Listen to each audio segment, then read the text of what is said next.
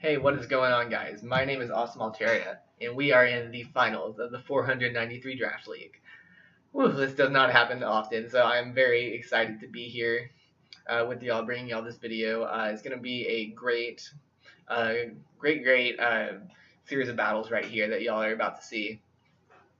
So, there are a couple of things going on here. First off, if you'll notice on my layout, I have a brand spanking new logo. Unlike my little Tynamo that I drew in Microsoft Paint, this is a real, professionally done logo, courtesy of Dallas Boy 1992 from the GBA fan Discord server. A link to his channel will be down below. He's a draft player as well.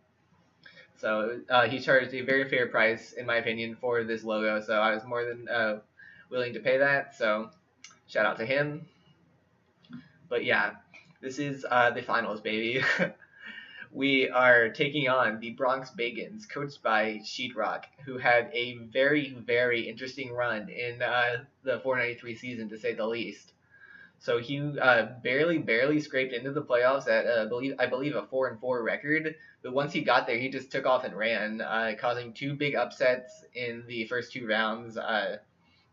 He was the guy who unfortunately beat out my good friend Jimmy. So I would have loved to play him in the finals, but I'm more than happy to play Sheetrock once again. We battled regular season in what was probably my sloppiest win of regular season. Like, I was still able to pull out the victory, but it was just not the most well-played game on my end. For instance, I brought a Scarf Intimidate instead of a Scarf Moxie Salamence on accident because I didn't double check, so I just did silly things like that. So that's what that's what took place then. So, he has a lot of potential to potentially beat me in the final, so I'm very nervous about that. His team roster is listed off to the side. You will see Mega Aerodactyl, Venusaur, Swampert, Magnezone, Mesprit, Hariyama, Houndoom, Gengar, Kingdra, and Xatu with the Groundian Z. So his team is very interesting. It doesn't look the most threatening at first glance, but it's very annoying to play against, I've found. Things like Magnezone trapping, and then Aerodactyl being really fast, Venusaur Swampert being very bulky. It's a pretty good balanced team. Sort of like something I might draft, not gonna lie. But yeah, just a lot of kind of like sleeper threats almost, because this is the 493 league with only the first 4 generations of Pokemon around. Things like Kingdra is a pretty, much better dragon than usual. Things like Hariyama is one of the better fighting types in this format, so he's got some threats for me to look out for. But anyway, that's enough about his team. Let's go over my team and see what we're bringing, why we're bringing it in this very quick team recap. I do not care that any charming singles are waiting to meet me. So, alright, first up we have Big Blue, the Salamence, with a Psychium Z. This is a set I've been wanting to bring all season. Obviously, the team that I took this over drafted Psychium Z primarily for Mew, but I also picked up a Gallade that can use it, and Salamence was really kind of the third Pokemon that could potentially utilize the Z Crystal. And I've thought about a couple of matchups, but I just couldn't quite justify bringing it. But we are here. He's been using his Venusaur very well. In our regular season game, we had this really stupid Venusaur versus Venusaur standoff that my Mega Venusaur was able to win just because it hit harder, but I literally had to stall out all eight syntheses for him, whatever. But anyway, so I don't want to do that not regular season, in playoffs. So I have this very aggressive Dragon Dance Salamence with the Z move to potentially just rack up those Moxie boosts and ideally sweep late game. So I am excited for this set. Another set we have here is a pretty standard Mega Venusaur with Leech Seed, Sludge Bomb, Giga Drain Synthesis. Just a main fat annoying Venusaur that can just whittle things down. I love Mega Venusaur. It's a very good Mega, especially in 493 with reduced, tiers and stuff. I think it's just a good Pokemon all around. Great Pokemon to build a Fire Water Grass Core around. Mega Venu, Heatran, Gastrodon I love as a core, and I'm finally getting to bring all three of them here. I've only actually brought all three a couple of times, but this is one of those times. So that is my Mega Venusaur. It's bulky, it leech seed things, it's annoying, and it'll be pretty hard for him to kill, honestly, like looking at his roster. So next we have Old Faithful, the Gastrodon, Scald, Recover, Toxic, Earth Power. It's a specially defensive Gastrodon. It's nothing super crazy, but it's just a very good bring. Pretty standard to like what's been going around in OU right now, or at least I'm pretty sure Gastro is still in OU. I haven't laddered in a while, but just the idea of having this bulky, annoying water ground type to check electric types. So and it does that very well in the specially defensive role. So I can just every single time he goes Magnezone, unless I realize that he has like hidden power grass or something, but in which case I would be able to at least take one hit and then know that for future reference. But anyway, that is my Gastrodon. Just a great Magnezone answer. It can take a hit from Mega Arrow. It doesn't particularly like to because it's more specially defensive, but it can. So I just think it's a good defensive Coremon in this layout is what I'm trying to say. It pairs well with Mega Veno and Salamence and Heatran and stuff. So yep, that is that. Next here we have a Rock Polished Life Orb Mew with Psychic, Dark Pulse, and Earth Power. This is just my main like speedy offensive mon designed to just outrun Mega Arrow essentially, because I don't actually have a choice scarf around this build. So this is my kind of like speed control mon. Well, this and Salamence, I guess, depending on if I can Dragon Dance. But Mew, it's pretty easy to set up with, I found. Just if you wait for exactly the right moment, which is why I've been able to use Mew so effectively. So that's my Mew set here. Next here we have a more offensive Heatran this time around, designed to kind of push through the Swampert and the regular Venusaur with Stealth Rock, Flamethrower, Dragon Pulse, Hidden Power Grass. So some kind of weird coverage moves, but obviously HP Grass for Swampert and then Dragon Pulse for Kingdra. So Sugar Berry, so I can actually take on his Venusaur last time, because that was a piece of why the really dumb Venu versus Venu standoff happened, was because I couldn't like bring my Heatran reliably in because of Earthquake on his Venusaur. So I got the Shuka this time, so that's good.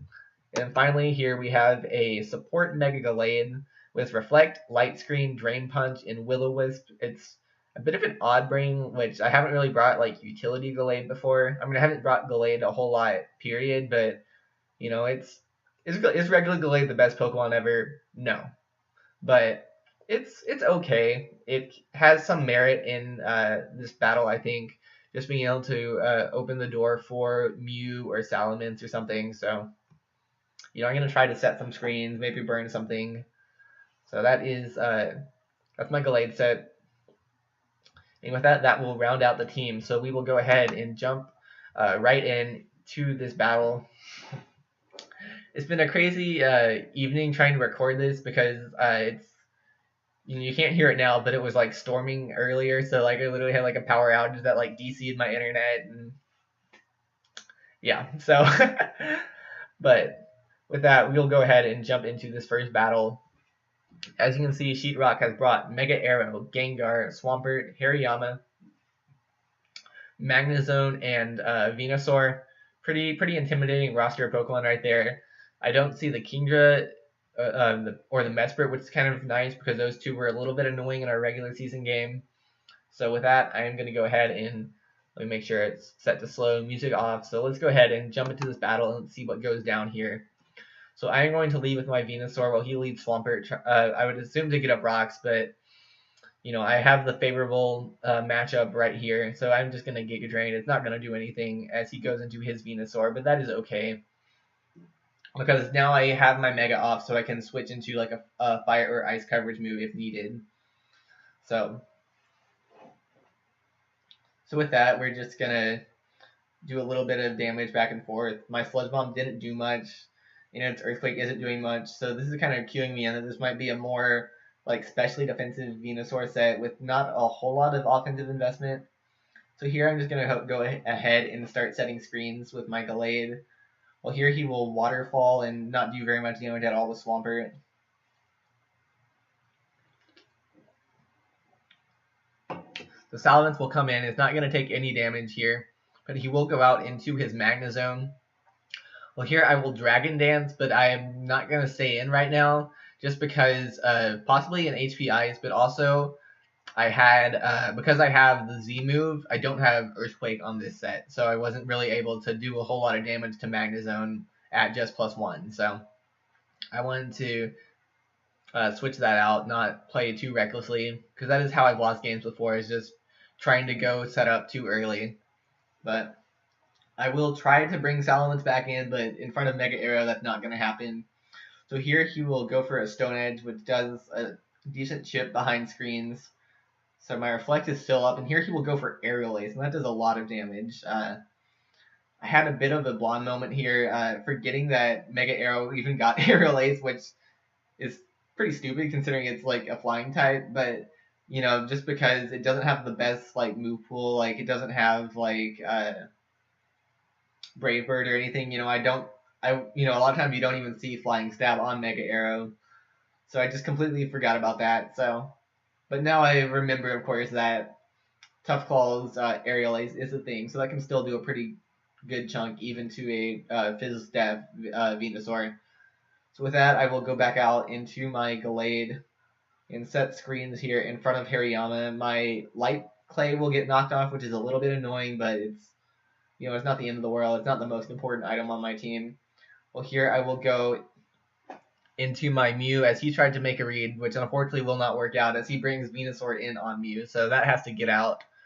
Well, he will go into his Swampert, and here I will click my Rock Polish. And with that, I'm at +2 speed, and I'm about to do a lot of damage. Just kidding. That is an Assault Vest Swampert if I've ever seen one. I did not expect that set at all, but it honestly makes sense given how specially offensive my team is. Like, Mew, Mega Venusaur, Heatran, like, I have a lot of hard special hitters, so the AV Swampert is a cool bring that I wouldn't have really considered prepping for, but now that I see that, I'm like, oh, that's cool. It makes sense, and now I can kind of figure out how to play around it. So here I'm just going to synthesis up with Mega Venusaur. Well, he will bring in his Hariyama, which I'm just going to keep clicking Leech Seed here. So my Reflect will wear off, but that's okay. He's going to bring in his Venusaur as I just go for the Sludge Bomb. So I do a good chip right here. Here I will Sludge Bomb again. Well, he's going to Earthquake, so I think he expected me to switch out into something else, maybe, but that's not the case right there. So with that, I will be able to just get rid of this other inferior Venusaur, which is very good. So no really long Venusaur versus Venusaur standoff happening this time around, which I am very thankful for. So Mega Arrow is going to come back in. It's really threatening. I don't really have anything that wants to switch in, if you like look at my team right now. So that's a 56% damage getting off with Aerial Ace. Dear Lord, I cannot talk. So, but here I'm gonna make a big brain play, and I will Giga Drain on the Roost, so he will lose the flying typing. So because of that, you know, Grass will be super effective, which I'm not sure why he went for a second one, but I'll take it. But the Magnezone is gonna come back in right now. And it's going to Flash Cannon. That does a lot of damage, especially with the special defense drop. So I'm going to click my Seeds, but I obviously do not want to stay in here. This Magnezone like hits very hard, you know, unless your name is Gastrodon. So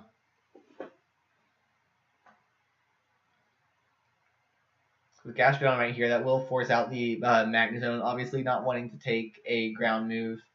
So here I'm just going to go for the Earth Power, do pretty respectable damage to Hariyama. That's another thing I like about Gastrodon is that, you know, it hits harder than you would think it would, in all honesty. For like, I think it's like 80-something special attack. So, that's a cool Pokemon. But my Gallade will go down after getting up to Reflect. And here, we'll go into Swampert as I will click my Dragon Dance. So this is getting pretty exciting right here, as it's at 61%, and I will go for my Z move right here, and that will get the kill on Swampert. So things are looking pretty well for me right now. The Magnezone is going to come in, but thanks to the Moxie boost, I will be able to kill with Crunch. So with that, this is now a +3 Salamence. So things are looking very well. Because he didn't bring in Gengar earlier, that cues me in that this is not a Scarf Gengar, so I don't have to worry about getting outsped. So with that, Gengar will go down. Reflect will wear off. Hariyama is his last thing left. With that, I will just click Zen Headbutt. And with that, your Houston Tynamos have won Game 1 of the finals in a pretty cool fashion with the Z-Move Moxie Salamence sweep. I'm glad that set was able to work out. So it was just a cool thing I've been wanting to try, and it finally worked, and it paid off. So great game to Sheetrock in Game 1, but there is still one, potentially two more games. One, potentially two more games left, depending on whether I win or lose in Game 2. So I'm not going to waste any time, and I'm just going to go ahead and pop right into the team builder for Game 2. Game 2, you'll see some familiar stuff. I switched out Heatran and Gallade for Rotom, Frost, and Donphan. But before that, my other mons, we have Salamence has been modified a bit with the Rock Resist Berry in order to take on the Mega Arrow better. So that's my Salamence right here. I now have the Earthquake instead of the Zen Headbutt, just designed to hit that Magnezone a little bit harder. Another tweak I have made is that my Mega Venusaur moveset is exactly the same, but its EV spread, I shifted like 56 EVs into special attack to just hit a little bit harder, just because I felt like it was not doing as much damage as I would have quite liked last game. So that's just a minor change. Gastrodon's exactly the same. Mew now Mew has the Z move with Nasty Plot, Rock Polish, Psychic Shadow Ball. Just a good classic double dance set. You know, if this does wind up being the last game, I'd love to win with Mew and just finish up the whole season just on that note, because like I've said in multiple videos, I love offensive Mew to death. Like, it's been like literally my child, this league. It's done so well. I believe it's at like, I want to say 18 kills going into the finals, like something insane. So I love Mew, MVP of the team. So that's my Mew set. Next we have the Rotom Frost, which is Choice Scarf, and dear lord did I need a lot of speed. Mega Aerodactyl is so fast, you know, needing 240 EVs plus Timid Nature Scarf in order to outspeed. That's pretty crazy. But Volt Switch, Thunderbolt, my electric stabs. Blizzard, kind of scary, but it's my best option to hit the Venusaur. And lastly, Hidden Power Ground to deal with his Magnezone. As you can see, Magnezone was kind of he's so good at using it. Like, Magnezone is what allowed him to beat my friend Jimmy in the semifinals. So it's a very threatening mon. That's why Salamence, Gastrodon, Rotom, and Donphan all have ground coverage. So very worried about that. But yeah, it's my Scarf Magnezone / Mega Aerodactyl answer. That's that. And then finally here we just have FizzDef Donphan. I use FizzDef Donphan a lot of the time. Pretty sure y'all have seen this exact set before, so not a whole lot to say about that here. It's just gonna set up my rock since I don't have Heatran this battle, and Earthquake potentially for Magnezone or something else. What's his other big physically offensive threat? Hariyama, things like that. So with that, we'll go ahead and Mega Aerodactyl. You know, I can take hits from that. So anyway, with that, we are in Game 2 here. So with that, as you can see, he has brought a very similar team in terms of different mons. I believe the only change he made was he brought Mesprit instead of Venusaur. So that's an interesting change. We'll see what the Mesprit is going to try to do. I suspect there mainly because of the Mega Venusaur and stuff on my end. So let's go ahead and jump into game 2. So a very exciting battle. So here he is going to lead Mesprit, while I will try to lead my Venusaur again. I probably could have tried to lead with like Donphan or something else, but it's whatever. So he has the favorable lead matchup, but it is not the end of the world. So my Gastrodon is just very bulky. Even though this is like a specially defensive Gastrodon, the Psyshock didn't do very much damage, which is kind of nice. So here I'm just going to go ahead and get off a Toxic on this Mesprit. Well, here he will get up rocks while I just recover.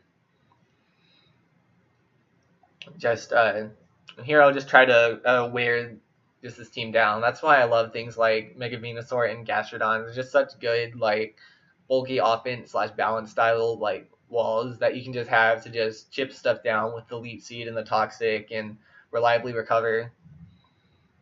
So it's been a cool combination to use. So the Swampert will be scared out while I will come in Mega Evolve and click off my Leech Seed, just whatever's going to come in. In this case, the Mesprit. So we're just going to start to whittle this thing down even more and more. So with that, I'm just going to go into my Donphan. I'm going to take a Psyshock. It won't do a whole lot of damage. So Leech Seed is nice for Donphan, just since I don't have reliable recovery outside of my berry. Mesprit will switch out while I will spin. And knowing I can take a hit from Hariyama here, well, he's going to fake out first. So, that burns the turn right there. But here I'm just going to set up my Stealth Rocks here and just try to do some hazard setting just to mainly whittle down that Aerodactyl. So, anyway, the knockoff will not quite kill, so I will be able to get off a pretty good Earthquake right here. As here he's going to Bullet Punch. So I didn't know if he would have both the Fake Out and the Bullet Punch, so that's why I didn't click the Ice Shard. But it would also might be Thick Fat anyway, so that would do like 12 damage. But Mew will come in here and just Psychic the Hariyama. I don't want to take a knockoff because he's Flame Orb, so even though I have the Z-Move, that would still do a ton of damage. So here I will have to switch out Mew real quick. Well, my Gastrodon will come in, and that Gengar, I'm thinking it might be Specs, so that did a lot of damage to a specially defensive Mon. But here I'm just going to recover. Well, here we see it the leftovers rather than an AV Swampert like last time. So here we're just gonna trade Toxics.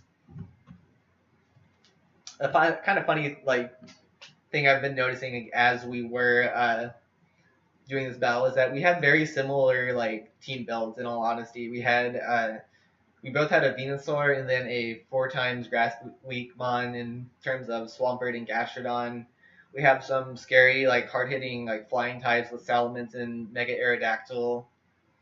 So Psychic type Legends in Mesprit and Mew. So it's kind of cool that both of us are seemingly having pretty similar play styles, just judging by team composition and how we've been doing. So here I realize that I'm probably not going to sweep with Salamence this game, so I just want to do a lot of damage to this Swampert. I'm not crazy. I realize that he probably had the Ice Punch. I just wanted to get that knowledge and just get off a big hit. Well, here he will just let the Swampert go down, which at first I thought was a little weird, but then I realized, oh no, it was designed just so he can get a free switch into Mega Aerodactyl, which my team does not appreciate whatsoever. So here he's going to Aerial Ace. That will do a lot of damage.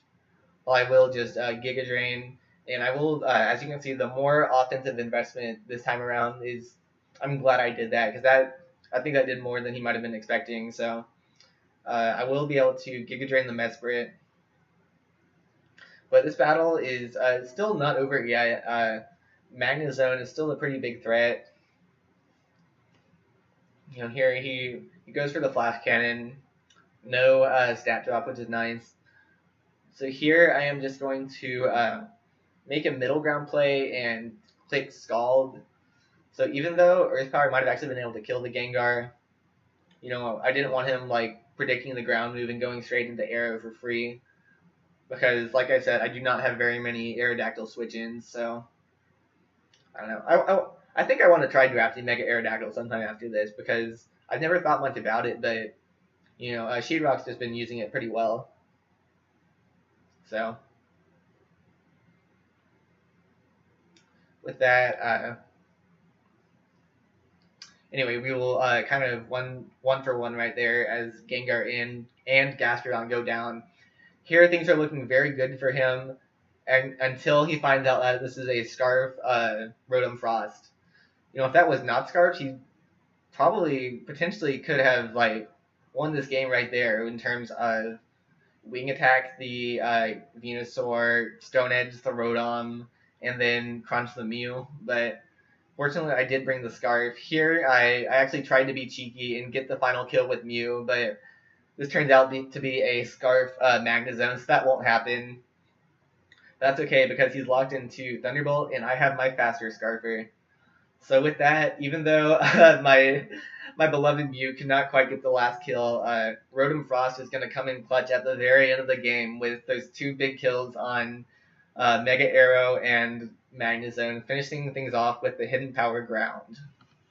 So with that, your Houston Tynamos have picked up our first ever championship in a Pokemon Draft League. So I am very excited, man. I didn't say at the beginning of the video because obviously I didn't want to give away the result, but that's why I've got this new logo. I was like, I want a league, like let's treat myself, So that's why I was like, yeah, let's get a real logo, no more like paint doodles, like. So yeah, but I am very, very happy with how the season turned out. We had such a good run in this league. It was a lot of fun. Just thank you so much to both Evie and Jimmy Evie for creating the league and running it and doing a great job, and then him eventually contacting my friend Jimmy, who then contacted me about the 2 open spots. So, it's been a lot of fun to be a part of this awesome league. Met some pretty cool people. Sheetrock actually just joined the Ubers League I just created, so that's cool. We get to battle him in there again. But yeah, it's just been a lot of fun. I am very thankful with how this league turned out. I had a lot of fun with this team and just the people we played against. It was an interesting gimmick to the league, with just being the 493 thing, and it was cool. I really enjoyed this league. Not a whole lot to say here other than just the fact that I feel like I'm patting myself on the back here, but it's just a really, really good season, and yeah. So thank you all so much for watching these little playoff uploads I've been doing, and I am they've been fun to make here and I really hope you all enjoyed. So with that, your Houston Tynamos, we have won the championship, and we will see y'all in another league. So thank y'all so much for watching. Bye.